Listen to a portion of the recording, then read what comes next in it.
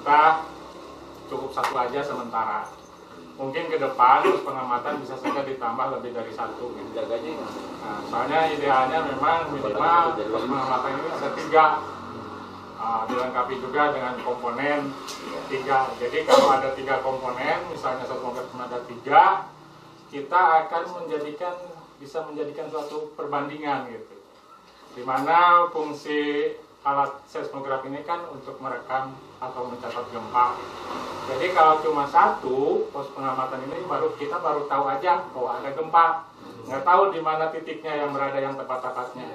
Tapi kalau lebih daripada 1, misalnya 3, misalnya di sini A, B, C, gitu. Jadi kita bisa membandingkan dari apanya? Dari gempa yang terekam, gitu. Ya kita tahu misalnya di A amaknya sekian, di B amaknya lebih besar, di C lebih besar lagi. Oh, berarti di C itulah gempa yang terdekat. Sekarang baru aja 1, tapi ya 1 juga bersyukurlah bahwa pos pengamatan ini dilengkapi dengan alat seismograf. Segini juga udah uyuh. Nah, untuk sejarah Gunung Api Cermai itu meletusnya udah 7 kali, Pak. Terhitung dari tahun 1668 dan terakhir meletus 1938. Nah, untuk Gunung Cermai ini jeda letusannya itu atau jarak letusannya itu berbeda-beda, Pak. Yang terlama adalah 112 tahun. Sedangkan yang sebentar itu tahun 1937-38 sudah meletus lagi. Jadi untuk Gunung Cermai ini mungkin agak susah diprediksi.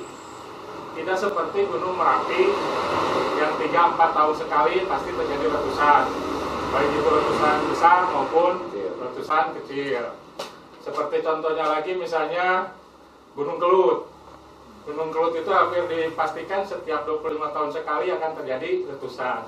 Jadi mudah, tapi untuk Gunung Cermai ini sulit. Sedangkan kalau kita hitung sekarang tahun 2015 sampai 1938 yang kemarin 1938 berarti 77 tahun sekarang istirahat, Pak. Ya kita sebagai pengamat tentu saja harus waspada karena susah memprediksi tentang keadaan Gunung Api Cermai gitu. Nah, Gunung Api Cermai ini apabila terjadi meletus itu ke segala arah, Pak. Menurut catatan yang ada atau hasil survei para peneliti, para ahli, jika Gunung Cermai ini meletus ke segala arah, baik itu ke barat, ke timur, ke selatan maupun ke utara gitu. Nah, untuk daerah bahaya, jarak letusannya antara 4 sampai 5 km dari puncak. Jadi ke barat, ke timur, ke selatan, ke utara itu hampir sama jarak letusannya. Nah, untuk daerah waspada itu antara 5 sampai 7 km sama ke barat, ke timur, ke selatan maupun ke utara.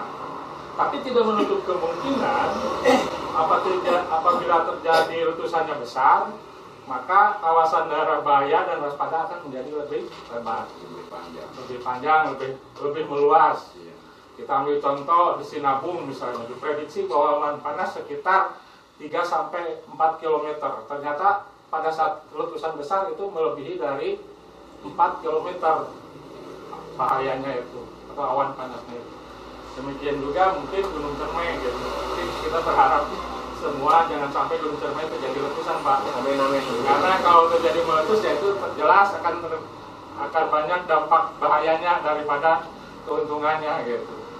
Apalagi sekarang kawasan Gunung Cermai ini daerah waspada terutama penduduknya sudah banyak, Pak. Kita juga belum survei berapa sekarang jumlah penduduk yang ada di daerah waspada. Kita ambil contoh misalnya daerah Apu yang termasuk daerah waspada, banyak terjadi banyak bencana gitu. Itu penduduknya sudah banyak sekali, Pak. Apalagi seandainya misalnya Gunung Api Cermai meletus itu akan sangat berbahaya bagi penduduk di sekitar daerah waspada gitu. Kalau untuk daerah bahaya mungkin yang radius 4-5 km itu mungkin jumlah penduduknya bisa dihitung sama jari, tapi kalau yang daerah waspada itu di Gunung Cermai sudah banyak sekali gitu. Nah, kalau Bapak-Bapak ingin tahu tentang seismik ada di dalam. Tapi itu mungkin Bapak-Bapak sepintas sudah melihat ya. Itu namanya maket ya, fungsinya samalah dengan peta gitu. Cuma ini bentuknya lebih real, lebih nyata. kira-kira begitulah bentuk gunung api Cermek secara miniaturnya gitu. Jadi kita lebih jelas gitu lihat ininya daripada lihat petanya gitu. Nah itu yang sebutkan saya tadi, itu yang merah-merah itu adalah daerah bahaya. Untuk daerah waspada itu adalah yang kuning gitu kan. Nah, apabila terjadi letusannya lebih besar, bisa saja yang daerah aman, yang hijau itu bisa menjadi daerah bahaya atau daerah waspada gitu. Nah itu kira-kira begitu.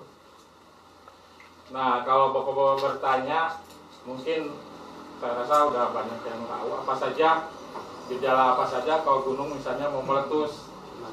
Selain kita punya alat seismograf, kita juga secara alam bisa